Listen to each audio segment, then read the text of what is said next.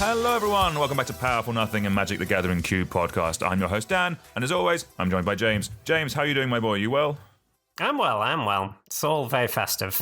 It is. We are rapidly approaching the end of the year. We have a couple of episodes before we finish up for 2025.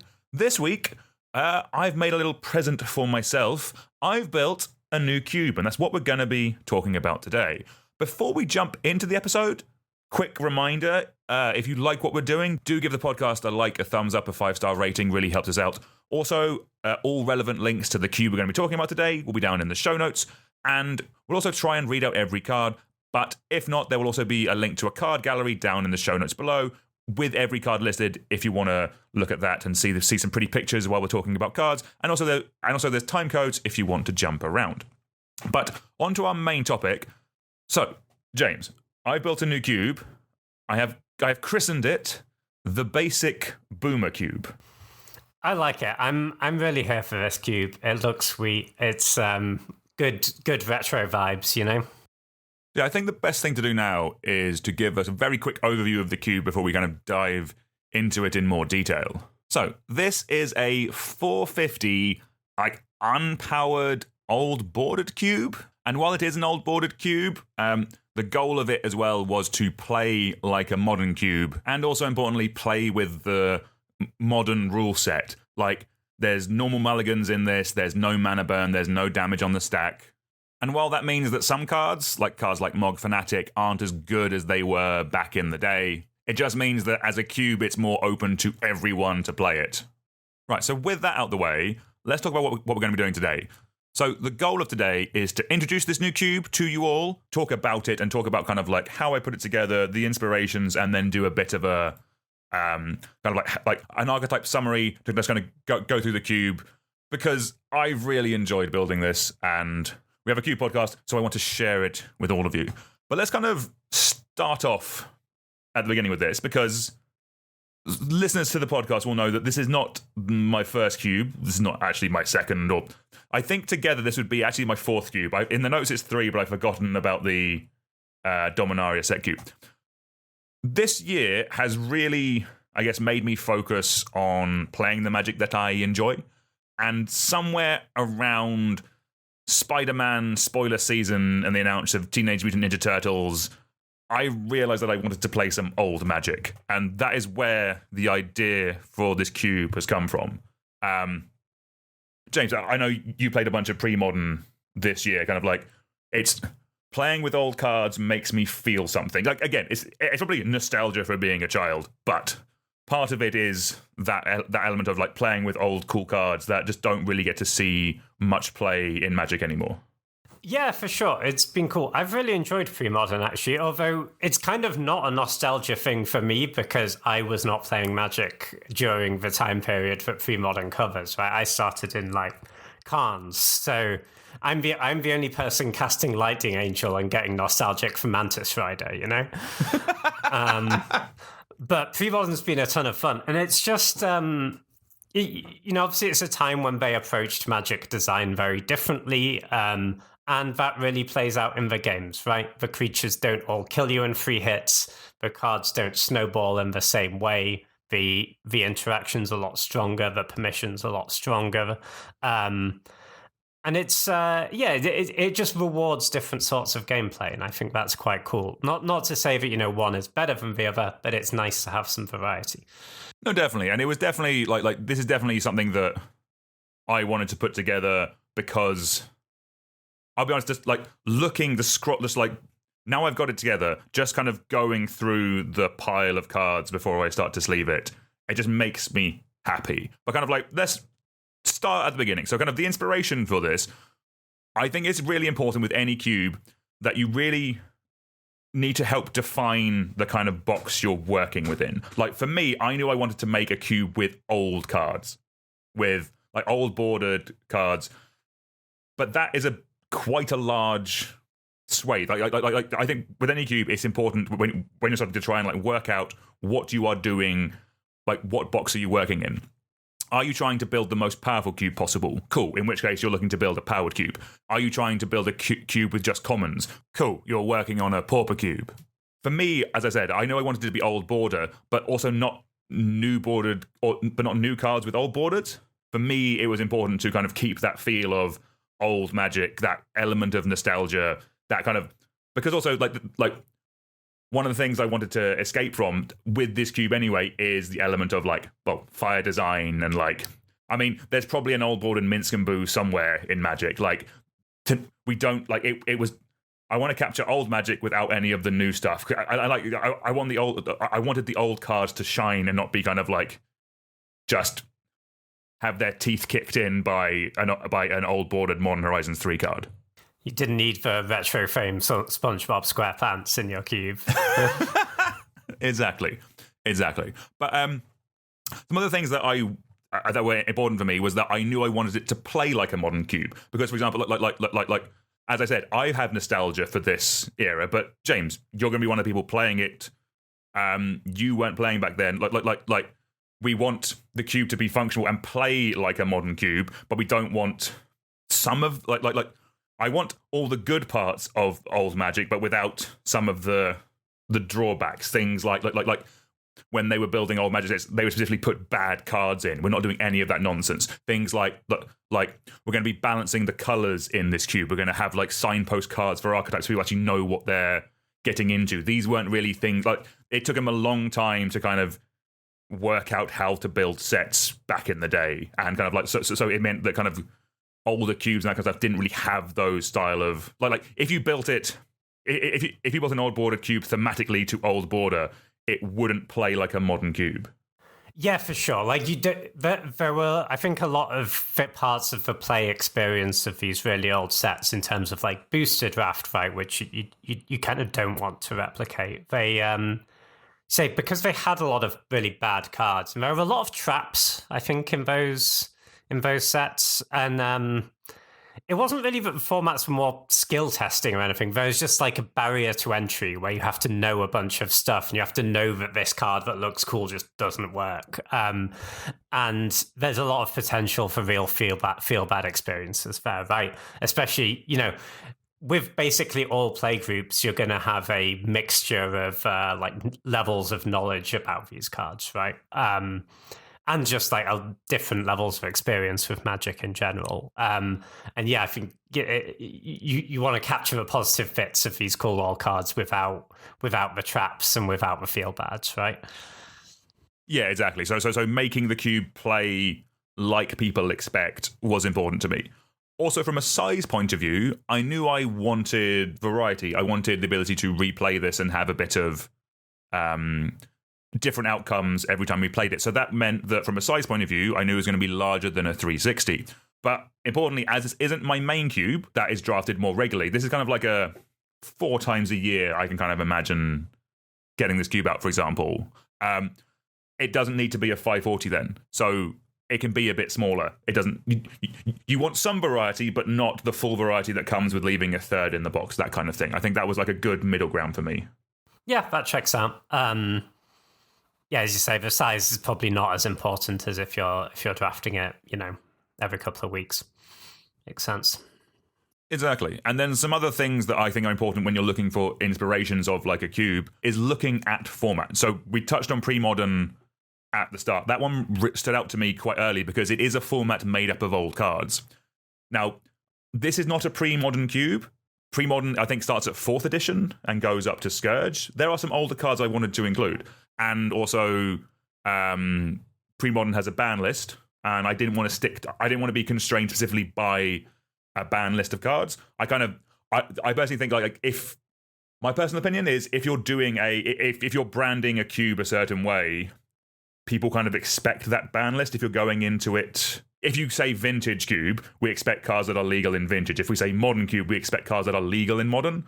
It doesn't have to be that way. You obviously, if you're building a modern cube, you can include banned cards, but just from a purely aesthetic point of way, I didn't want to be constrained by a particular ban list. But looking at pre-modern definitely helped with some archetypes, and I will get into that a little bit later. But I do think that kind of like finding formats and looking at different things can be really helpful in terms of just helping with archetypes and finding decks. Yeah, I think that makes sense, and it's sort of indicative of the sort of play experience you're going for, I guess, right? And sort of vaguely the power level. I mean, it's always weird when you say power level. Like, obviously, the power level of any constructed format is almost always going to be higher than the cubes, just because of the level of consistency. But in terms of you want those archetypes that are good in pre-modern to shine through, and I think we've definitely got that, right? We've got stuff like the Parallax Tide combo stuff, is for example, which you don't really see in cubes very much. And I think it's really cool to see it here. And it's because it's like an interesting interaction between otherwise playable cards, but it can do some fun things. Yeah, definitely. Yeah, we'll get into that one in a bit more detail when we get to what the archetypes are doing, because that is a big one for white blue. But another reason I didn't stick specifically to pre-modern was that I don't think it also includes Portal and Portal 3 Kingdom cards, and there's some very cool cards in there that I wanted to get in as well. And also, from a personal point of view, and this is just how my collection has grown over the years, or apparently, actually, it's how I started. I had a bunch of World Championship decks as a kid, a bunch of the gold bordered decks. So I knew I kind of wanted to include World Championship decks, and like using them as basis for archetypes as well was quite helpful, because effectively there's like 2 or 3 decks that are just effectively ported over as archetypes into this cube. So that was another good kind of like, effectively you're doing research to kind of find decks that you think are cool. Like for my vintage powered cube, I do it all the time with like Canadian Highlander. I think it's a very good resource for kind of finding cool decks and stuff. Like there's been plenty of like modern decks ported over to Power Cube like all the time, that kind of stuff. But like specifically because this is a older style of, or the card pool is older, looking for older style decks was important for me.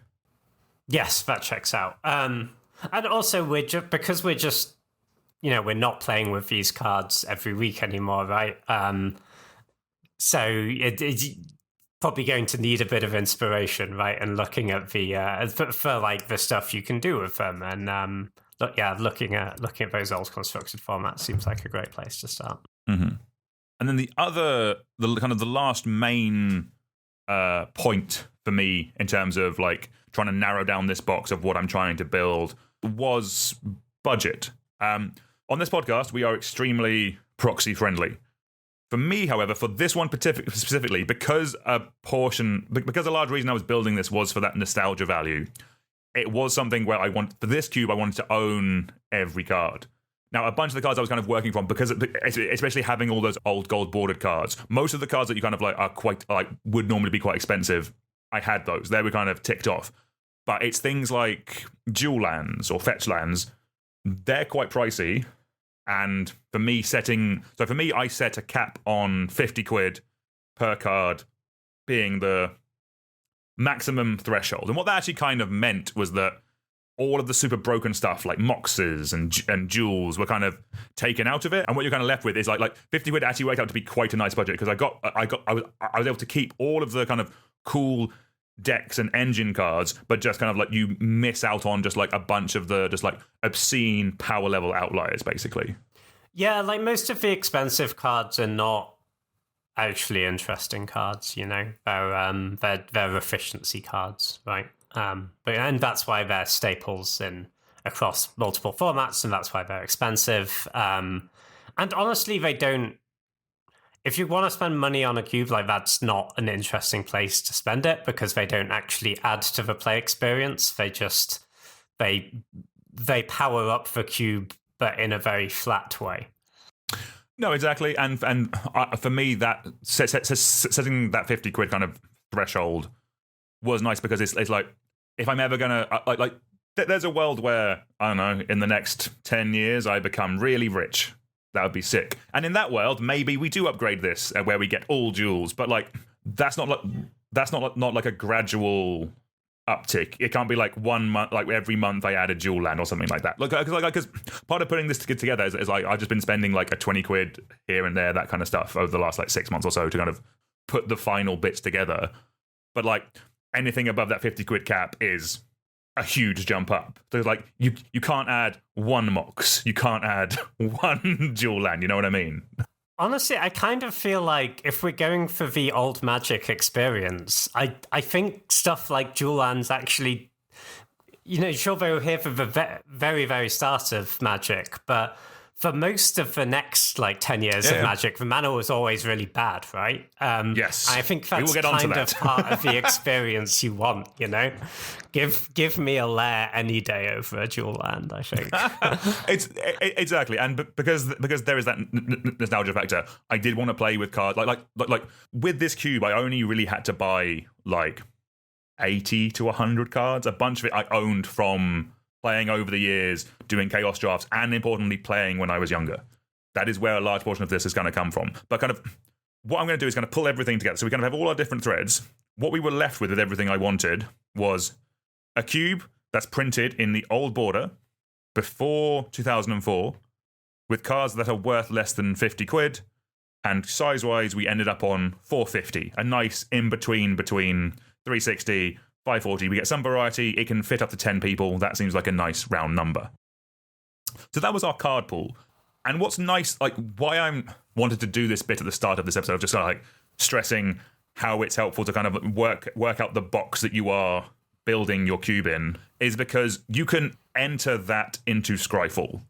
So I'll put the actual string that I used for this cube in the show notes, but it's really powerful to have. In Scryfall, you can list, do you want to see the first printing? You can list the border type. You can include your budget in there as well. You can list the year you want it printed, or to show all cards printed before a certain year as well. And by doing that, by having that search term, you create your card pool. You can just have it filtered out nicely in front of you. So instead of 25,000 cards, however many Magic cards there are now, it's probably a lot more, but it kind of immediately narrows it down to a reasonable amount that you can actually just start scrolling through. And I think that's really important for anyone starting off building a cube. Work out what is the starting point. It's the same as a commander deck. What are you trying to do? What is the jumping off point? If you can narrow that down, it just helps you. There are so many cards printed in the history of Magic. Just being able to narrow it down to all cards that are suitable to you, I think, is really important. Yeah, the Scryfall search is interesting. I actually didn't know you could filter by a bunch of these things. Clearly some knowledge I need to gain. SQL on this podcast stands for Scryfall query language, I think, and we'll stick with it. This is what doing 4 years of building building a commander deck every week will do. Just really getting to narrow it down. But yeah, and what's nice about when you have this search term that you can just copy and paste into the search bar in Scryfall. If you are looking for a specific thing, say I need a white 2-drop, I can just search for white 2-drop in Scryfall and then add this string at the end of it, and it will give me all the playable white 2-drops that I can consider. So you can really so it's helpful at the start, just giving you this card pool, but then later when you're doing the final touches, my blue instants are a bit light. What can I look for? I can narrow it down with this string as well. It's really helpful and really, I would really recommend anyone who's building a cube doing something like this just to really help you kind of, again, work out that box and just help your design process. It'll be much nicer and easier. Yeah, that sounds useful. Having a restriction on your cube that you can express in a Scryfall query sounds like it cuts some corners for sure. And it's also not, and also I know the art search isn't the art search is fine. It does have some issues, but I know I've only really run did everyone has to wear a hat, that kind of thing. You can do that with this as well, but you can do no matter what your niche is. It could be if you're building yeah, I know the horror cubes are quite popular around kind of spooky time of the year. You can type in Halloween or moon or that kind of stuff as a way of narrowing down what you're finding. So I think that's really, for me, just finding that starting point is what I do for every cube now, and it's just a really good little tool that I would recommend everyone does. Cool. So that was kind of for me, that was the starting point. Again, finding that box that we're working in. The next thing we're going to go through is effectively the design process, or some notes and some things that that stood out to me while putting a cube like this together, because I have a lot of experience tinkering and meddling with cubes where you can use every card in all of Magic. Every cube I built so far has been every card available to me. But this card pool was a lot smaller. We were working with around 6,000 cards, but a lot of them are very bad. I don't know if you've like the drop off in terms of quality from like the best card in a color at a mana value to like the third card in a color and a mana value is a big drop off. So these were things that kind of we found going on. Card quality especially was important when it came to things like mana. I'm going to be honest, the fixing in this cube, in my notes it says terrible, but I think that's a little bit harsh. But it's not optimal, I think is fair to say. The period of time we are working with in terms of a card pool, this is a time where there weren't complete cycles of things. So in this cube, allied colors, so that's Azorius, Dimir, Rakdos, Gruul, and Selesnya, they get 3 lands. They get a Pain land, so I'll read the Azorius one, Darker Wastes. Land taps for a colorless, or it can tap for a white and a blue, but it'll deal 1 damage to you when it does that. Allied colors also get a tap land, so again, in Azorius, that's Coastal Tower, comes into play tapped and taps for a white or a blue. And they also get a filter land, so again, the Azorius one is Skycloud Expanse. It's a land that you have to pay 1 and tap it, and it then taps for a white and a blue. So those are the 3 lands that the allied colors get. The enemy colors, that's Orzhov, Izzet, Golgari, Boros, and Simic, they only get 2 lands each. Just because of that's the card pool that's available to us. Fortunately, they do get a Pain land as well, which is great. We love that. But the other land they get is a slow Pain land. So I'll read the Orzhov one now, Salt Flats. Salt Flats comes into play tapped. It taps to add a colorless mana, or it can tap to add a white or a black to your mana pool, and it deals 1 damage to you. So that means just off the bat, because of the period of time we're dealing with, it is harder to play enemy colors than it is to play allied colors. I mean, that was kind of the point initially, right? That the allied colors were meant to be way easier to play than the enemy colors. I know, like, Magic doesn't really do that anymore, but that for this period of Magic, that was an intentional design choice they made, right? Exactly, 100%. And the only other lands I could consider, like the original fetches, are kind of around the budget, but some of them are more than 50 quid. So again, it didn't make sense just to include Windswept Heath because that's the cheapest one. And even then, you don't have the complete cycle, I think. Exactly. Yeah. Yes, you only have the Onslaught ones, which I'm assuming are allied. Yeah. So that's just something that we're dealing with. We do get 5 layers. James might disagree with this. My notes say basically triomes. They're more like Karoo lands, except they only tap for 1 mana. Yes. They are bounce lands that come in, and you have to return another land to your hand. There's 1 for the shards. So Bant, Esper, Grixis, Jund, and Naya, basically. It's... Again, the fixing is present. Yeah, no, I mean, they're a tough way to do it because... Things you really don't want to play a lair on like turn 2. You know, that's disastrous. No, exactly. And you still only have 2 mana on turn 3. But for like splashing a 3rd color for a more expensive card, they're actually fine because they don't actually cost you a mana the turn you play it, right? Because you can return a land that is tapped and they enter untapped. But it stymies your mana development beyond that point. So you just if you have to play them early, they're really bad. But if you play them later on, they're never great, but they're kind of acceptable, you know? No, exactly. And that's the thing, kind of like, I always like to go to lands first when I'm building any cube, because it helps you see what you're playing with. And with this, it was quite apparent that multicolor decks, like 2 colors, we're fine with.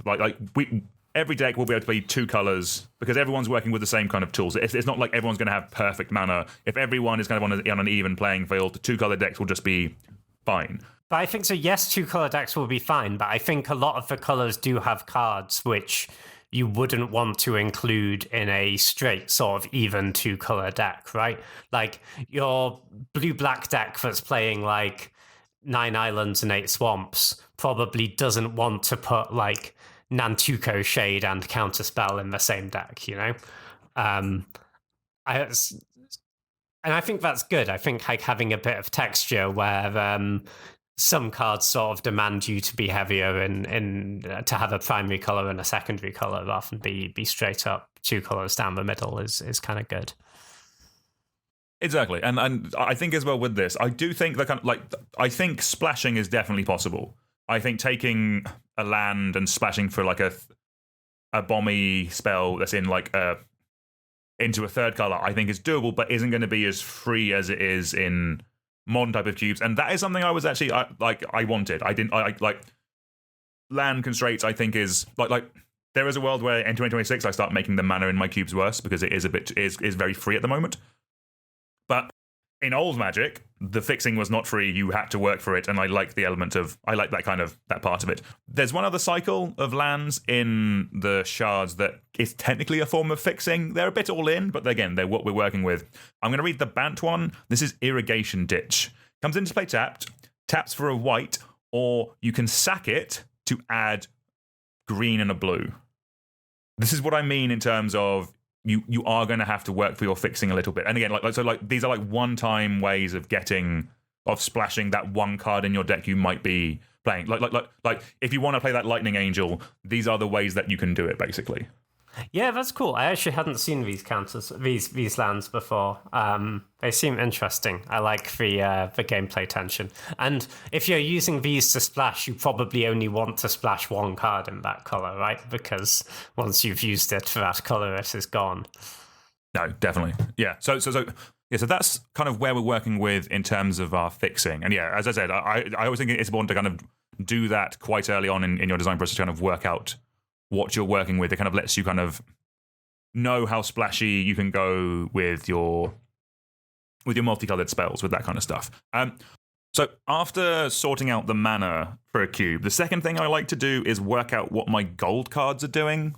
Primarily because the gold cards, like nowadays anyway, are generally the signposts to what the archetypes within the cubes are doing. And again, because of the period of Magic that we're working with for this cube, there just aren't that many multicolored options. Like I think like the allied colors had a couple more, but like for the enemy colors, like there's only like 10 or 11 choices to choose from. So in my regular cubes with a modern full card pool where we have things like Ravnica and other multicolored sets, they will generally have more multicolored cards in them. In this cube, I was limited to each guild only having 3 cards. With each guild having 3, I was able to keep it thematic and keep them like signpost cards without having to just make up numbers with some unplayable rubbish, basically. So at that point, we had our lands and we had our gold signpost cards. But because there's less lands available to us and because there's less gold cards available to us, it means that the multicolored section actually makes up a less proportion of the cube than normal. Like, in this cube, only 15% of the cube is made up with dual lands and gold-colored cards. In my regular cube, it's 25%. That is a bigger number. So what it ends up meaning is that you have more monocolored cards in this cube.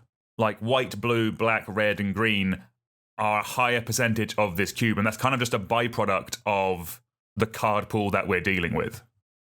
And from a design point of view, that was really interesting because it meant I couldn't just take like the template from one of my modern cubes. I couldn't just be like, oh, I need this amount of red cards, that kind of stuff. I had to adapt it based on the card pool that we had.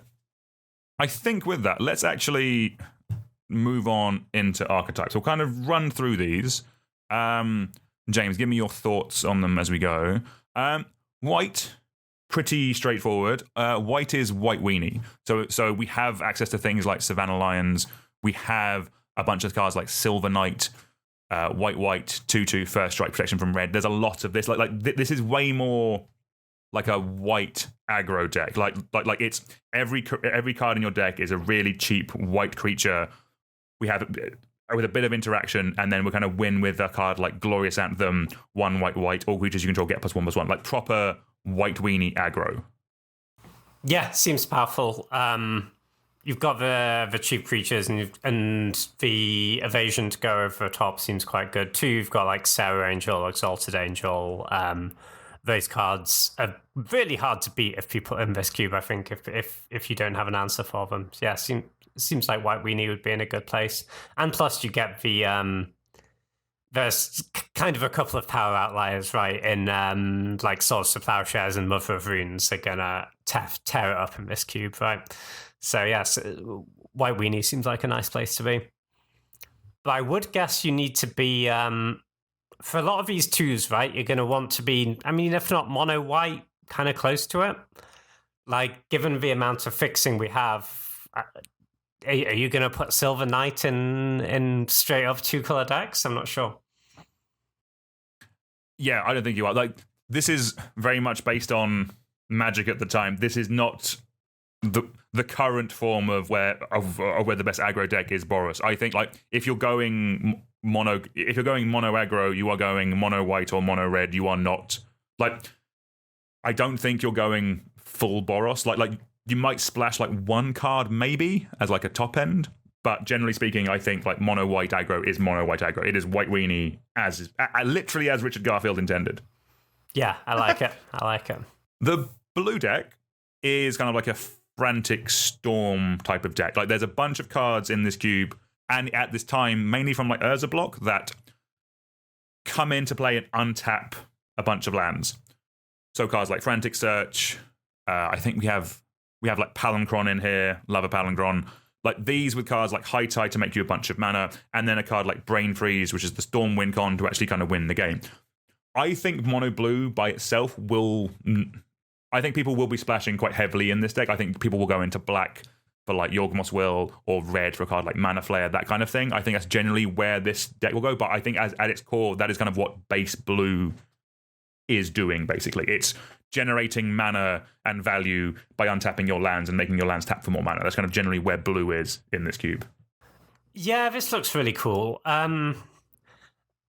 And we've got Brain Freeze as a really strong win con, which, obviously, especially in, compared to like 3 Modern Constructed, we're in 40-card decks here. It's a lot easier to get to the Brain Freeze.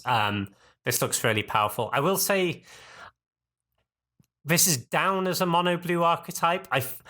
I can only imagine doing it as straight mono blue if I have High Tide, I think. If I don't have High Tide, I think there's enough cards in black that seem to support this strategy quite well that I think, often end up blue-black if I was doing this. Black gives you access to like Dark Ritual, Vamp, Cabal Ritual, Yargwill, but there's just a lot of extra power there and a lot more mana, right? But the High Tide engine, if you get that going, is really powerful. Like the High Tide with Cloud of Fairies, Frantic Search, that's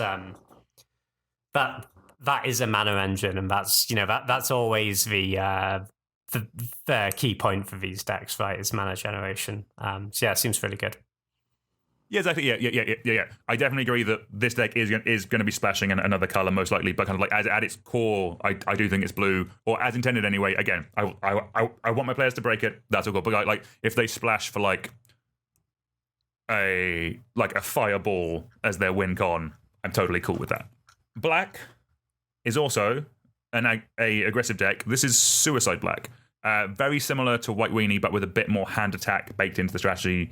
Still has removal, but it's using like proper aggressive creatures, things like Carnophage, one single black 2/2. During your upkeep, you may pay a life or tap Carnophage. You always get it in there. But also great creatures, things like Nantuko Shade, black 2/1, and you can pay a black to give it +1/+1 until end of turn. So you can just dump all your mana into it. Really solid card. And also great cards like Hypnotic Spectre. Kind of like, I know that black aggro has been a bit of a butt of the joke on this channel for the last couple of years, because in modern cubes it doesn't get there anymore. But the reason why people were playing it in cubes for so long was because it was a real strategy in Magic for a long time. And I think in this cube is the perfect place for all the decks like this to still shine. Yeah, no, this looks cool. This is what Mana Black should be doing, right? In a pre-modern cube, I think. I like the Hatred inclusion as well. That's an absolute banger. 3 black, instant, pay X life, target creature gets +X/O until end of turns. You just need to be ahead on 5 on life total, have an unblocked creature and 5 mana. Yeah, is it like this feels very much like how Black used to for me in terms of like it can do a bunch of broken stuff, but like there's always a cost. You're always going to be losing some life or having some kind of downside. But yeah, very strong. Mono Black is going to be quite a good one. Red was interesting. Red is goblins. It's an aggressive deck, but it's using goblin synergies for some extra power. So like individual card quality wise, they're not as good as just white aggressive creatures or black aggressive creatures. But when you combine goblins with some goblin lords, things like Goblin Warchief makes your goblins one less to play, gives all your goblins haste, and some of the other and a card like Sparksmith, which is a very broken magic card, 1 red, 1/1 goblin, tap, it deals X damage to target creature and X damage to you, where X is the number of goblins in play. Repeatable creature removal is fantastic. The reason why this deck is in here is because most of the good creatures in this period of time are goblins. Like, we do still have in red things like Fireslinger. 1 red, 1/1, tap, steals a damage to target creature and 1 damage to you. Great magic card. We have cards like Avalanche Riders. 4 mana, 2/2, haste, echo. When it comes into play, destroy target land. We have Flametongue Karvu. But the rest of the good creatures in this kind of period of time are goblins. Like, we have Siege Gang Commander, we have Goblin Sharpshooter, we have Goblin King as a nice lord. Like, it just happens that so many of the creatures were goblins at this time, it was almost impossible to not include a large amount of goblins. So if you're including a large amount of goblins, you might as well include the Goblin Lords and make red a bit more interesting in that way, I thought. Yeah, no, I think this is cool. I think we've spoken before, right, about trying to make your aggro decks be doing something other than just being aggro, and like tribal decks are kind of a really nice, easy way to do that, right? And also a lot of the old Goblin payoffs are, they're not just a bunch of +1/+1 to all my goblins, right? They do other stuff as well. Like Lackey is kind of a messed up card. Taskmaster does some good stuff. Even like the Pile Driver is pretty powerful. Mod Conscripts, Skirk Prospector can generate you a bunch of mana. Like they have some more play to them, right? And yeah, I think Goblins is a great inclusion. Yeah, also I get to play a Mog Fanatic, proper magic card. I love that. Cool. And then moving on to green. Great. I've got it down as elves, but it's kind of in quotation elves. It's kind of like how you think the classic elf deck plays, where it's turn 1, Llanowar elves. Turn 2, Fiend-Horned elves, Elves of Deep Shadow. Turn 3, maybe a lord, maybe just a bunch more creatures. Finish off with an overrun. That kind of thing. It's more that kind of elf deck where just you're putting a bunch of creatures into play, you're ramping, and then you're winning, with an overrun or with like a Kamal Fist of Krosa, which is like a big 6 mana, 4/3 that has overrun baked into it, basically. That's kind of what the green is, like classic. It's green ramp, but again, similar to goblins, because just so many of the creatures that you're running anyway are elves. By throwing in like an elvish champion, you kind of get a little more synergy out of being a mono green, basically. Yeah, for sure. And this looks like it has potential to be really explosive, right? Like, you've got stuff like Priest of Titania. It's just a messed up card, right? With this density of elves, and then like Quirion Ranger to untap it. We've just got a lot of ones that tap for mana. Yeah, I think we could go, we can go all the way up to casting the really big stuff, which is, probably looks like it's just there as reanimator targets, the Verdant Force and whatnot. Like, your elves deck can probably just cast those things as well, right? Yeah. Oh, definitely. Yeah. I think that's going to be a lot of fun. And also, this is kind of the deck and the cube where we're going to make Plow Under great again, James. Oh, Plow! I've still not accepted that Plow Under isn't great, to be honest. Absolute banger of a card. Let's keep going through these. So the colorless archetype is really a colorless and red archetype, and it's big mana like wildfires. So you're using things like a gold bordered Grim Monolith, a gold bordered Metalworker to just basically you're using artifacts to make a large amount of mana. You're using things like Voltaic Key to untap them. Like we have things like Worn Power Stone, we have Thran Dynamo, we're big colourless ramp, and we're casting things like Wildfire, like 4 red, destroy 4. I need to find the errata for that. It's deal 4 to each creature, and each player sacks 4 land. Yeah, I've not cast a Wildfire in so long. It's absolutely phenomenal Magic card. And we've got 2 in here, right? Because we've got the burning, the Portal Three Kingdoms one as well. Yeah, we have burning of Jingzi. Yeah. That was one of the reasons why I wanted Portal cards in here. That's why it's not specifically the pre-modern ban list, because this is legal here. I'm absolutely on board with that choice. Yeah, all the Wildfires. Hell yeah. That was a great deck that I am very nostalgic for, and I'm glad to see it. Like one of the first decks I had was a gold bordered deck that had Mishra's Helix, and I did not know how to play this as a kid. But Mishra's Helix is a 5 mana enchantment. You pay X and you tap X lands. So the goal here is you make more mana than your opponent, and you just tap down their lands, and then you win with something like a Masticore, which is a phenomenal creature, or something like a Covetous Dragon.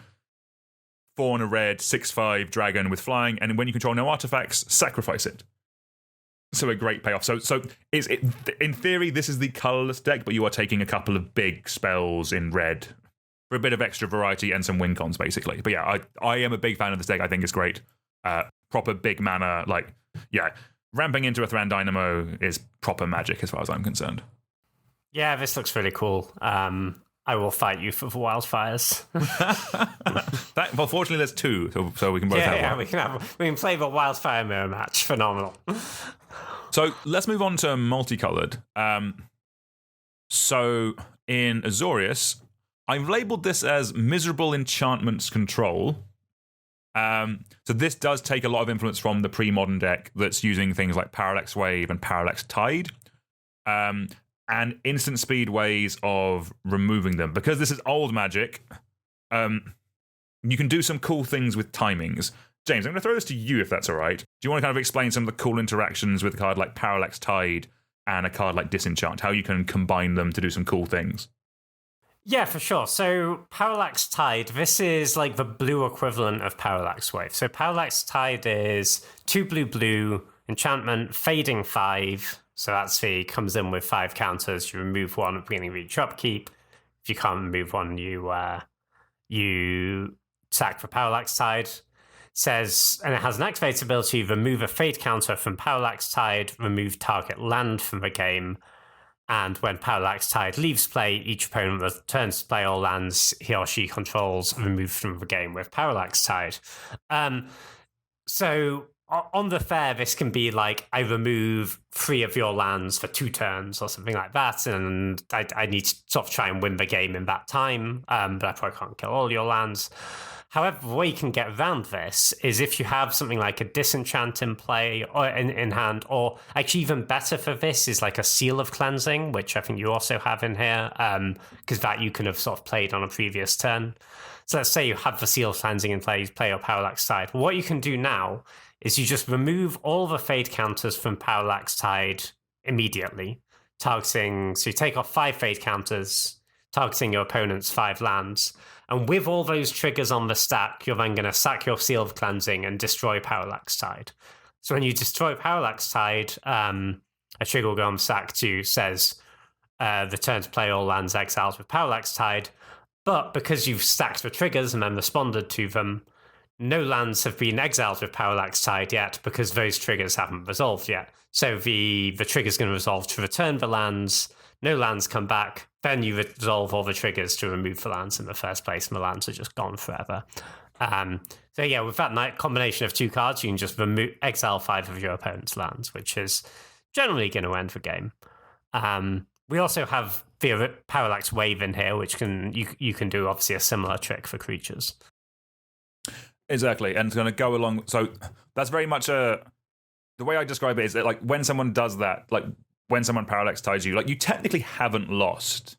The game will go on, but you have lost. Like, this is the most control deck in here. Like, we also have things like Standstill. We also have things like Stasis. I basically taking the deck that a friend of the channel, Firetruck Moto, plays at Pre-Modern and condemned everyone else to play against him in Cube with this. But we do have things like Hannah as ways of getting enchantments back. That can be quite sort of like, and when it's backed up with the quite good interaction in white and blue in this cube. Like we have Counterspell, we have Daze, we have Mana Leak. We have Force of Will. We have a bunch of the good blue interaction. Like we have Sword to Plowshares. We have Exile. We have some very solid. Like we have balance. Like we have some very good interaction in white. Like this is the period of Magic where all the most of the spells, like the instants and sorceries, were very good. And if any cards are going to be seen in a modern powered level cube, it's probably going to be those ones. And I think this deck takes the most use of that because it's doing something kind of cool and control-y, but then it's topping it up with just the cards that you would still play today. Yes, yeah. I think this is really cool. And these cards just feel very, very pre-modern-y. I think they're perfect vibe for the cube, right? Exactly. All right, moving on to Dimir. Dimir is Reanimator Control. Similar to what I was saying about the interaction, we have most of the good recursion spells. We have... we can still Dark Ritual, Entomb, Reanimate in this cube. That's still here. We still have things like Exhume. We have Buried Alive for some additional searching. We have Animate Dead. We have Necromancy. These are all cards that are here. We even have, I'm assuming, yes, we even have Life Death. There's some backup. Where this deck differs from a modern version of this is the creatures. There's no Grizzlebrand. There's no Atraxa. We're bringing back things like a Scion of Darkness. Now, this is a proper Magic card, James. 5 black, 6/6, trample. It has cycling for 3, so it goes into the bin. It's basically Troll of Khazad-dûm. And when it deals combat damage to a player, you may put target creature card from that player's graveyard into play under your control. This is a sick Magic card. But it is 8 mana, but it's for the Reanimated deck. We also have things like Avatar of Woe. And actually, probably the best Reanimator card is not a black or a blue card. It is a Chroma Angel of Wrath. 5 white, 6/6. Flying, first strike, trample, H, protection from black, protection from red. Attacking doesn't cut. Vigilance. I'm looking at the old version. And Vigilance, yes. Again, that is probably the most powerful card in the cube, and that's probably the most powerful one-off creature in the cube, and that's basically what you're trying to look to get back with Reanimator. Yeah, obviously, yeah, the targets, you don't need to be restricted by colors. Even stuff like Verdant Force, right? Perfectly fine Reanimator target. This looks pretty powerful to me. Entomb Reanimate is if you get it all together, it's going to be really powerful. You don't need, it doesn't need to be Gristlebands to do the thing, and 8 mana creatures are still going to win the game even in these days. And plus we've got stuff like Mystical Tutor, Vampiric Tutor. They're going to be at their absolute best in this deck, right? Having said that, it's... I expect people will fight you for this deck because it's quite a familiar, powerful thing to do, right? And yeah, I get you. And yeah, but I think if you get the full version, this looks like one of the better things to be doing for sure.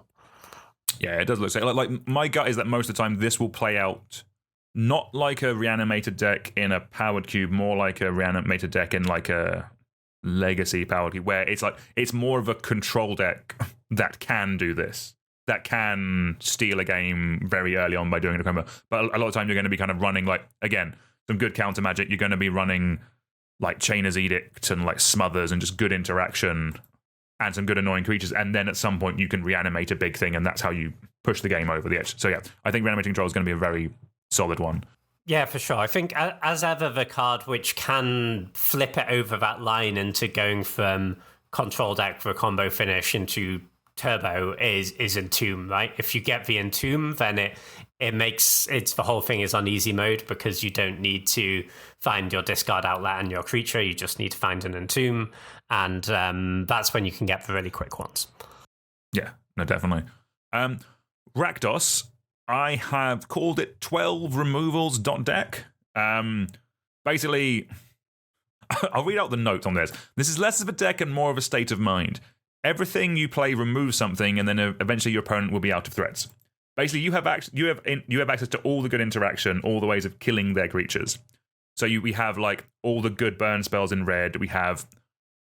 This is before we got this is before Doomblade, but we do have things like Terror and Smother and like Snuff Out, that kind of stuff. So it's like we'll struggle to answer black creatures, but everything else we've got on lockdown. It'll be fine. And then we also have some cool creatures like Necrotol and Flametongue Karvu, along with Terminate. This is like we are just like, basically, we have one of the most interactive creature-based decks. And because the creatures are quite bad, but that's still how most decks are going to be winning the game, I think this could also be quite a, like, this feels like kind of like a Golgari deck in a modern cube, if that makes sense. Like, you draft some interaction, you draft some creatures, that kind of stuff. I think, like, this will play out quite solidly in this cube because its creatures do stuff, and a lot of the creatures, like, when I was talking about Azorius and saying that like a lot of their spells are still played in powered cubes, it's less true with the creatures. That is primarily where the cube shows its age, but that's, for me, a selling point. But I think this deck is going to be really good at just keeping the board in check and just being able to push some damage through. Yeah, for sure. It'll be... I think in most matchups this will be really solid, and there will be some matchups where you feel like you don't have the right tools, right? As always with, as you say, with all black removal spells, they all don't kill black creatures, so you may have some Hypnotic Spectre-shaped problems if you run into that. And also, you can run into the... the bigger combo decks like the Brain Freeze deck or the Reanimator deck to a certain extent. You might be a little bit flooded on creature answers, and they go a little bit bigger. But I think this will be a pretty solid place to be most of the time. No, I agree. We do have a little bit of hand attack. There is a duress. But yeah, outside of that, maybe not too much. Maybe that's one thing I can look at for a future update. Just give it a bit more game. Gruul next. Very classic Fires style of deck. It's primarily built around a card like Fires of Yavimaya. 1 red and a green enchantment. Creatures you control have haste, and you can sacrifice it to give target creature you control +2/+2 until the end of turn. So basically, you're just ramping into threats. So you're using the ramp from green, and you are just playing more power than mana a lot of the time, or you're looking to restrict your opponent's mana with things like Avalanche Riders and some other red-based interaction. Yeah, this is going to be a pretty bread and butter format for a lot of people. A lot of people have played a variant of this in lots of cube. I think in this cube is going to be very solid. There's a lot of good green, like 3 and 4 drops. While not Questing Beast, a card like Blastoderm slaps. 2 green, 5/5 with fading 3, but it can't be the target. But it has Shroud, which is nice. Cards like that, that's kind of what you're doing. Or like Ravenous Bailiff might be a good one. You're ramping into it's a 4-mana 4/4. You can sack a beast to gain 4 life. You are playing this because this is probably just one of the bigger creatures in the cube that you can get out early. It's that kind of deck, like a very classic ramp into things that hit like a truck deck. Yeah, this seems sick. I like the little Ponza element we have as well with the Avalanche Riders and the... there's a pillage in there as well. There is a pillage, yes. That's quite a nice way to, stop people going over the top of you, right? If you just have that little bit of mana disruption in there, can go a long way. Especially in a format like this where the mana bases can be a little bit fragile. Like, imagine you Avalanche Riders their lair. Like, it's just over. Backbreaking, yeah. The Selesnya deck, I actually quite like in this. This might actually be the period of time where Selesnya was strongest, and that's because the deck I've got it listed as Threshold, but it's more of just like you have a lot of good creatures in both white and green. You have ramp in green, and you're going to play them, and eventually you're going to end up with a bunch of stuff in your graveyard that will turn on Threshold. So you have a card like Mystic Crusader, which I am very nostalgic for this card. It's like 1 white, 2/1, protection from black and from red, and if you have Threshold, which means if you have 7 or more cards in your graveyard, it gets +1/+1 and flying. Like, it basically, like, your creatures get better over the course of a game, basically, as you're just doing stuff. You also have a really solid creature, Anerid Brush Hopper. 1 green, white, 3/4. Discard 2 cards from your hand, remove it from the game, return it to play under its owner's control at end of turn. So it can dodge interaction, basically. Which is a nice, cool little... Like for this period of time, that is a very cool creature. It's so big. Yeah, it's so 3 big. mana, 3/4. 3 mana, exactly. 3/4. You can't have 3 mana 3/4s in Old Border. Yeah, no, that card's great. This deck looks cool. I'm a bit... There's a bit of tension, right, in that our green-white deck has a lot of creatures, and the creatures don't naturally go to the graveyard, and then how are we getting Threshold, I guess, is kind of my concern. I guess there's little bits of self-mill. So for me, it's more things like you're just running your creatures into your opponent's stuff. Like, that's generally how you're going to be doing it a lot of the time, I think. Okay, so you're not trying to turbo to it. You're just we play a game of Magic, stuff trades off, and then later in the game. But like there will be cards like Wild Mongol is probably the best creature in this cube potentially. 1 green, 2/2. Discard a card from your hand. It gets +1/+1. Becomes the color of your choice and then a turn. Like there are ways of turboing it if you get these out early. But like generally speaking, I think a lot of it will just be you'll trade off some resources and then this is not Nimble Mongoose is in this cube, but it's not we are playing Nimble Mongoose on turn 1 and making it a 3/3 immediately. It's more when we draw it on turn 7 or 8. It is a 1 mana 3/3 basically. Yeah, no, it seems reasonable. I like it. Maybe it'll be good. And it's not Selesnya +1/+1 counters, so that's always a positive. Impossible to do at this period of time, but yes. But yeah, it's got. But like it does also have. I think one of the more stronger, Mirari's Wake is incredibly strong in this period of time. 3 green and a white. Creatures you control get +1/+1, and whenever you tap a land for mana, add 1 mana to your mana pool of any type that land could produce. In this period of Magic, like there's actually a control deck built around this card at this period of time. But yeah, very cool card. I think it's going to be. I think Selesnya is going to be the sleeper. One of the best decks in this. White-black Orzhov is under Dead Guy Ale. Again, this is based on a pre-modern deck that is similar to the Rakdos deck. Play good creatures with better interaction and take out and control the game, because you when you add white to the mix, you also get things like Vindicate. You get your Swords to Plowshares, that kind of stuff, as well as like the decent aggressive white creatures. And again, this might be where the mana starts to show. This is a deck that I think could be quite strong, but the player will need to worry about mana more, because obviously Orzhov is an enemy color, so it gets less dual lands. It only has 2 fixing lands, and a lot of the black cards are double black pips. A lot of the white cards are double white pips. It's something they'll have to consider when putting this deck together. Basically, like, is it worth going into the probably with all of the enemy colored decks, if I'm honest with you, like, it is something that the person is going to have to work out. Like, is it worth me going into this extra color? Because it's not as free as it is in modern Magic. Yeah, for sure. I would guess that probably a lot of the white-black decks, you're not looking to play those cheap pip-intensive creatures, right? And you're just being more of a control deck. And you're trying to grind them out. You know, we've got like Gerard's Verdict, for example, in the gold slot. That's an absolute banger. And you're more looking to win with like a Sarah Angel or something like that, right? Mm-hmm. Yeah, no, this looks cool. I'd agree. In Is It, we have Counterburn. Very, very classic strategy here of you are going to stop your opponent from doing what they're doing. You're going to play some counter spells to stop their spells. You're going to play some burn to stop their creatures. And then you're going to win with a big late game threat, something like a Rorik's Blade Ring. Like, this one could play out more like a tempo deck, if I'm honest. If you get things like Daze, and like some bounce spells, things like Boomerang, that kind of stuff. But Counterburn, very classic strategy for as long as there's been blue and red cards, I think. And I think it's kind of like the perfect one to include in this cube. Yeah, no, this is Classic, can't go wrong. The three selected cards here are really indicative of old Magic in general, right? Counterspell, Lightning Bolt, Vorix Blade Wing. This is what the creatures look like. This is what the spells look like. There was a time where Vorix Blade Wing was one of the best creatures. 3 red, 6/5 flying haste. Nothing else. You don't need anything else. Yeah.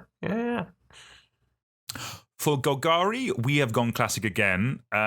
It's under the rock. I know the rock can be multiple different colors, but effectively, this is mid-range. The notes are the most mid-range deck to ever mid-range. Play some strong creatures with effects, trade them off, get them back with some recursion. Like, you will have interaction in black, you will have ramp in green, and you'll have ways of getting them back. Like, this could be a bit tokeny, if I'm honest with you, because you do have cards like Phyrexian Plague Lord that I've highlighted. 3 black, 4/4. Tap it to sacrifice it, and target creature gets -4/-4 until end of turn, or you can sacrifice a creature and target creature gets -1/-1 until end of turn. Like that combined with a card like Deranged Hermit, that's the big elf that spits out 4 1/1 tokens. Nice little way of just like mopping up what your opponent is doing, and then we can get it back with some of the recursion that we've gone over, or also a card like Recurring Nightmare, which is always a phenomenal card, and I love playing with. And especially in this kind of era of Cube, Recurring Nightmare is going to be very strong, I think. Yeah, for sure. There's plenty of... we also have Survival of the Fittest obviously available to you in this colour pair, and it goes very well with Recurring Nightmare, very well with the other black reanimation stuff. And, there's also stuff like Squee Goblin Nabob is in this cube, so that can sort of fuel our survival stuff. So that seems like a nice... This colour pair seems like a nice home for that stuff. Exactly. In Boros, we have it labeled as aggro. I think in this cube, it's probably a mistake to try and do a full aggro Boros deck, but that's just because that is, again, this is pre-2004 Magic. This is not the world where Sanguine Evangelist is the best card in all of Magic, as has been proven by the data. My gut is that it will be any Boros deck will be a primarily white deck splashing a red card or 2, or a primarily red deck splashing a white card or 2. I don't think you're going to get a full 50-50 mix because, again, Boros is an enemy color pair. We only have 1 pain land and 1 bad pain land. Like the slow pain land, I guess they're called. Like the fixing for these is trickier, and this was a problem with Boros for ages until the point where the fixing got good and the power level kind of went to 3 mana. The power level in these decks is cheaper creatures. So I think Boros might struggle a little, but it is definitely something that I think can be, like, it is supported. Like some of the gold cards I think are very cool. Like Energy Bolt is a really strong card. X, red, white, sorcery. It deals X damage to target player or target player gains X life. Can be useful both ways. We also have Goblin Trenches. 1 red and a white. 2 mana, sack a land, put 2 1/1 red and white Goblin Soldier creature tokens into play. So I think maybe that kind of like... It'll probably be closer to the white deck because white has the anthems. That's kind of where I'm seeing it kind of play out.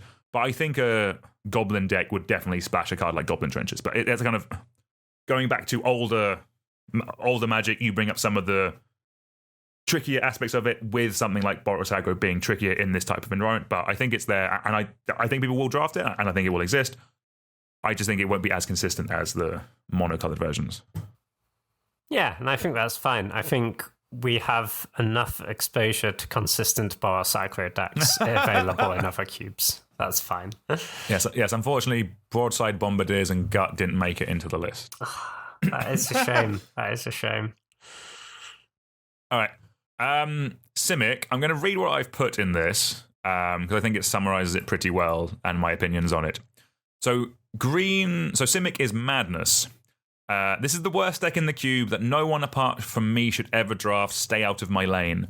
You will hate playing Wild Mongrel and cheating in an Arrogant Worm on your opponent's turn, and you'll especially hate the Sultai version that plays with a Psychotog. This is everything I want to do in Magic. I love this deck so much. Yeah, so this looks great. No notes. We've got the good enablers. We've got the... I'm not going to lie, I think we have... like Red Green also has some madnessy stuff, right? But this appeals to me so much more because we have the really powerful looters in blue, right? We've got like Merfolk-Looter, Careful Study, Frantic Search. All this stuff is just. But the thing is, when you're madnessing off a actual looter rather than just another discard outlet, your madness cards turn into card advantage cards as well, right? So yeah, this looks great. My only criticism here is, where is the circular logic? Wild Mongol into have circular logic off is so good. I am open to notes. We can have a look at that. Actually, when was circular logic printed though? Oh no, it must be legal. It must be legal. Modern, yeah.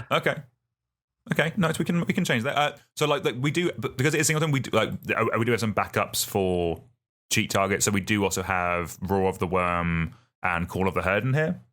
Like they're sorceries with flashback that also can make creatures. Like Roar of the Worm especially, I think is very strong in this deck. Effectively, it's a 7 mana sorcery. Put a 6/6 green worm creature token into play, but it has flashback for 3 and a green. So you discard it, get it in the graveyard, and then you get a 4 mana 6/6. Oh yeah, for sure. In this period of Magic, that is obscene. That card's kind of cracked, yeah. There's a pre-modern Storm deck which does its so it has all its Lion's Eye Diamonds and shenanigans, and people board in hate for it.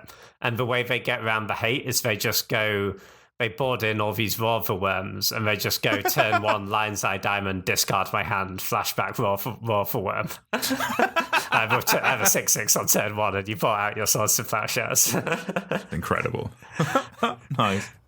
Unfortunately, yeah, Lion's Eye Diamond is not in primarily because of the 50 quid limit. Yeah, that checks out. Yeah. So those are the mono-colored and gold-colored pairs. Again, this is not really something that kind of like older Magic didn't think about this in this kind of granular detail, but I wanted to have these in Cube because when people draft it, like most people we play with, or will be drafting this regularly, won't have been playing at this time, or like even like I'm nostalgia for it, but I'm also like, this is called the basic Boomer Cube. I'm only 37. Like when I was playing with these cards, I was like 10. I didn't know at the time. I didn't know there was a second main phase, for example. But like having the modern design principles of it, I think is important just because it will mean it's open to a wider range of people. And that is, and like basically I'm thinking about who's going to be playing it. And that's something that anyone building a cube should also be considering as well. Like other modern cubes, we also have some packages. We'll kind of go through these pretty quickly. We have Opposition as a package. There's a bunch of token makers in this cube. Like we have Squirrel Nest in green. There's some other token makers in white that we've mentioned. Any of those with Opposition, great way of controlling the board. We have a 3-4 color control deck. I think it will be possible for one player to play a bunch of it's probably going to be a green X deck if I'm honest with you, but like be able to cast things like Lightning Angel and Urza's Rage, really kind of big impactful late game spells. I think is going to be possible. We also have some combos. We have Sapling Cluster combos. James, have you ever seen Sapling Cluster before this? I'm reading it for the first time as we speak. So these are quite cool. So basically, Sapling Cluster is 1 green for an enchantment. You can pay a generic to discard a card from your hand and put a 1/1 green sapling creature token into play, and any player may play this ability. When you combine that with a card like Fecundity, that's 2 and a green for enchantment. Whenever a creature card is put into a graveyard from play, that creature's controller may draw a card. So we can start going through our deck. And when we combine that with Ashnod's Altar, 3 mana artifact, sacrifice a creature, make 2 mana. This effectively lets us go through our whole deck and we are up a mana from this as well. So we are limited by the creatures, by the cards in our deck, but we can make a bunch of mana. It's not an infinite combo, it is a cool combo. And having some kind of things like this as well, I think is important as well. Because people expect packages and combos in a cube, and we were able to find some with the card list we were working with. Yeah, this looks really cool. Looks like it'll win you the game. Like, sure, it's not technically infinite, but if you just have like some big X spell in your deck, you should be able to win the game with this. Yeah, nice. Exactly. Like there is, like as I mentioned, there is Fireball, there is Earthquake in here for the big fires deck anyway. So just having these as a win con for those, I think was quite cool. We have some Karmic Guide shenanigans as well. Wormfang Drake and Karmic Guide and a sack outlet goes infinite.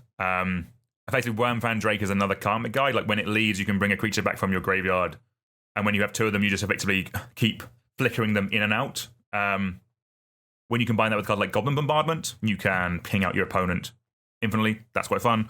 We have Sneak Attack and Palinchron for infinite mana. Palinchron comes in, untaps a bunch of lands, but you can also pay 2 blue to return it to your hand. With Sneak Attack, you can keep putting it in play and bouncing it, make a bunch of mana. We have some Pandemonium shenanigans. I'll read this card. It's very cool. 3 in a red enchantment. Whenever any creature comes into play, that creature's controller may choose to have it deal it damage equal to its power to target creature or player. So that with a card like Sapling Burst is incredibly strong. That's another enchantment. 4 and a green enchantment with Fading 7. You can remove a counter from Sapling Burst, put a green sapling creature token into play. It has this creature's power and toughness are equal to the number of fade counters on it. And when it leaves play, destroy all tokens put into play. But you can do a lot of damage with Sapling Burst because you can make a 7 mana, then a 6 mana, and all that kind of stuff. It's very strong. You can kill some people pretty strong. And then Sapling Burst also does a lot of good milling with Altar of Dementia. Again, you can just make a bunch of very large creatures and then mill out your opponent with an Altar of Dementia.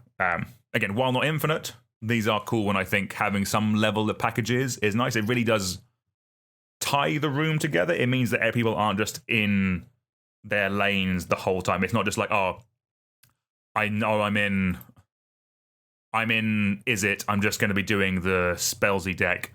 But if you see a Palinchron, if you see a Sneak Attack, you can kind of take it in a different direction. And I think that it makes a cube environment feel more natural, basically. It's richer. It's like adding wine to a casserole. It's richer, it's fuller, you know what I'm saying? Such profound words, Daniel. Really implanting your knowledge and your wisdom on our listeners. These are cool combos. I like them. It gives you replayability, right? And it's cool when you just find this stuff mid-draft as well. Like, I quite often, doing new cubes, people put all this stuff for a cube cover page, I tend to not read it, because I'm like, I just want to figure it out as I go, you know? It's quite fun. No, definitely. No, yeah. Like, I've listed some of these because it's not like there's some combos that everyone knows. Some combos we have done episodes on. We did an episode recently on persist combos. People know about them. It's less likely people are going to know how to win with a Werfram Drake, a Karmic Guide, that kind of thing. So with those kind of things, I thought important to list out. But I would agree. It's cool things that people can find in a draft. Cool. So those are the archetypes. There are some things that I'm open to criticism on from some of my choices. And again, this is a cube that I have put together as a list because it is nostalgic to me, if that makes sense. Like for me, I own like 10 gold-bordered Grim Monoliths because I had those decks as a kid. For me, they are nostalgic. I have put them in. I am open to that being a mistake. Like, James, like are there any other like outliers that you think that you've kind of seen that maybe again, like all cubes, this is the first draft. It's a work in progress. Like, is there anything that stands out to you as maybe I've gone a bit too far on, or maybe you think might not work as I have intended? I guess mostly I'm fine for there being like a wide range of power levels. I think that's okay. You can have some spikes. I wouldn't have included solving in this cube personally. I don't think it leads to good play experiences. I think we've even got stuff like Mana Vault here, I think is okay, right? Because you're going to use it to turbo out one big thing, and sure, it might win you the game, but if it doesn't and they deal with it, then you are kind of down that card. Whereas solving is just like the games where someone has turn one solving in this cube and you can't immediately answer it is going to be so tough, I think. And it doesn't ask you to do anything to be busted, right? So I would have stopped short of solving, but I think all the other ones are fine. I think the other, Grim Monolith and stuff, I think is, sure, they're powerful, but it's not like the 5 drops will kill you straight away, Exactly, there is time, and and there are answers to a lot of the threats. But yeah, I guess Soul Ring being just, I mean, it is power. Exactly, so exactly. Yeah, it's having that, like, being repeatably ahead 2 mana is just so much. Honestly, the other thing I think is a pretty big power outlier is the couple of the white cards like Mother of Runes and Swords to Plowshares. I think like on that line as well. But I think they're fine. Like they're you can beat them. But yeah, I think the turn 1 Mother of Runes hands are going to be very powerful. But yeah, no, I think Solving is the only one where I thought I wouldn't have included that, That's fair. No, I'm open to making adjustments. I'm actually looking at there is definitely a world where I added that because I own an old boarded one. That is a fair reason, yeah. So that one's fair. I think I could swap that out. There is there's a card that there's a swap that I want your opinion on. So currently I do have Flash in this. So Flash, we know, is a way of cheating big things into play. It dies straight away, but you can get value from it. There is some stuff you can do, like we have cards like Symbiotic Worm. That's when it's put. That's a 7 mana. No, that's an 8 mana 7/7. When it's put into a graveyard from play, put 7 1/1s into play. There's turning Necrotl into an instant speed threat might not be the best one actually. There are some other things that kind of come in and put creatures into play or give you some value, but it's not as impactful as Flash in modern cubes, for example. There's no Woodfall Primus. There's no Torsten, that kind of stuff. Do you from looking at the list names, do you think Flash should be a card like Show and Tell? Yeah, I think because of the big creatures we have, it is kind of only that worm that really works with Flash, right? All the other ones are more cards that need to actually be in play and be activated or whatever. So it seems kind of tough to me just because the natural place where you put Flash, right, is in where you would put Flash be in a reanimator deck, because you have this sort of big, you can reanimate your Flash targets as well, right, when you don't draw your Flash. But actually, just the specific big creatures we have doesn't quite work. So yeah, I kind of like Show and Tell. It's a very high risk card. Sometimes it goes very poorly for you. Sometimes it's great. But I don't think that's a bad thing. It has good story equity. Show and Tell. I think that's important in designing cubes. So yeah, I kind of like that switch, I think.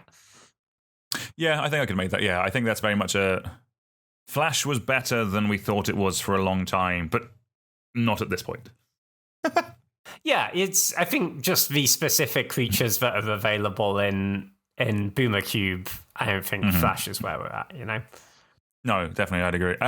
Some other things, I tried to get this deck in, but it just required too many cards and I couldn't make it work. I really wanted to get kind of like a cycling deck in here with something like an Astral Slide and a Lightning Rift, that kind of stuff. But it just required too many cards. I would have loved to get in, you have a bunch of the bits. We can run the cycling lands as well. Some real redundancy. Like each color could have 2, but there wasn't enough payoffs, if that makes sense. It just didn't it would effectively, it wouldn't have been an archetype. It would have been a package, but it would require too many cards to make work, I think.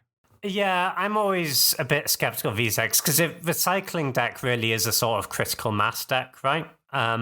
And it's just so hard to get that in Cube. And it does the thing, right, where a bunch of the time you put in so many slots to get this cycling thing in. And because it's not actually more powerful than the other decks, so, there's just a bunch of drafts where no one drafts it. And then there's just, infinite mediocre cycling cards going around at the end of all the packs. I think part of the issue with it here, right, is that because we're locked into the old payoffs, yes, the new ones all say whenever you cycle or discard a card, and they're much easier to get in because they also trigger off your Murph-Occlutor and your Compulsion and all this stuff. Whereas the older ones, so like Astral Slide and Lightning Rift, are only when you cycle. So you really do just need a ton of cards that say the word cycling on them. yeah, it's just such a lot. Like, it's a very cool deck, but it's kind of, I guess it's a good comparison is like trying to fit like Infect into a cube nowadays, that kind of thing. It's like it just requires too many individual bits. There is one card that I didn't have room for. This might be the weirdest cut of all time. Maybe I'll cut Soul Ring for Phyrexian Negator. I really wanted to get this card in. I love this card. It's 2 in a black, Phyrexian Horror, Trample, and it's a 5/5. But obviously there's a downside. Whenever this creature is dealt damage, sacrifice that many permanents. The flavor text is they exist to cease. This is such a cool Magic card, but no part of me could justify including this because it's just going to go really badly. So, I think it is really cool. I know this is not a reason why we normally like including cards in cubes, but it's a great sideboard card. I guess, yeah. Like, or it can even be like one you start and you board out a lot. But because the reason it's bad, right, is you play against someone with Lightning Bolt, it's horrendous. Or someone with a bunch of blockers, like you kind of can't just jam it into blockers, right? But when you play against the like mono blue player, it's the best card in your deck, right? Yeah. I guess it does beat up on, or like blue black for blue black for Animator. It's on the control deck against that. Yeah. Maybe there's a world. I do own a gold bordered one. Imagine you just go turn 1 Dark Ritual Phyrexian Negator, Well, that was part of the that was one of the decks that I had as a kid. Yeah. Messed up. But there is a world where you do that and then they go Lightning Bolt. This on their turn 1 and you sack your or even they hold it until turn 2 and then do it and then you sack your 2 lands and your yeah. I think they take 5 in order for you to have 3 permanents to sacrifice. Yes.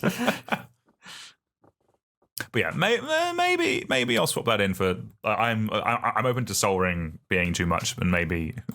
Yeah, I'm basically the same card. Just make that switch. Exactly. Yeah. Soul Ring for Negator. I like it. Nice. Cool. One thing. Cool. Yeah, I think we're kind of coming to an end because there's one thing about this cube is I could wax lyrical about all 450 of the cards in this cube. That really does like. This might be the favorite cube I've ever built, just because I look at every card and it's like, oh, that card's cool. That card's cool. That card's cool. Like it's. That's what I wanted to get out of this building. That was the main thing I wanted to get out of building this. I wanted to share my nostalgia with the playgroup, and I think by doing it, by building it in the way that I've gone over, in terms of making it work like a normal cube, work like how people expect, but have the confines of pre old border printed before a certain time. I'm really hyped to play some more of this, James. Hopefully we can get some it's just annoying everyone's going away for Christmas now. Damn you all. But we'll get some games in the new year, I think.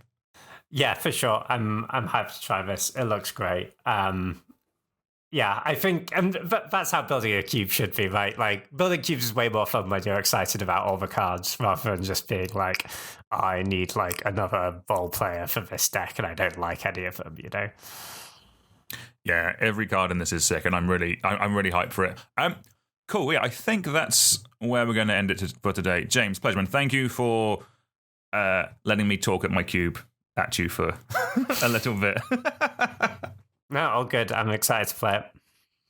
Nice one. All right. Just leaves me to thank you all very much for listening. Again, please give the podcast a 5-star review, tell a friend, all that good stuff. If you have any notes on the cube, there'll be a link to the YouTube version where you can leave a comment. We'll also be posting this in Reddit and all that kind of, in Reddit, in the Cube Discord. We'll be around there.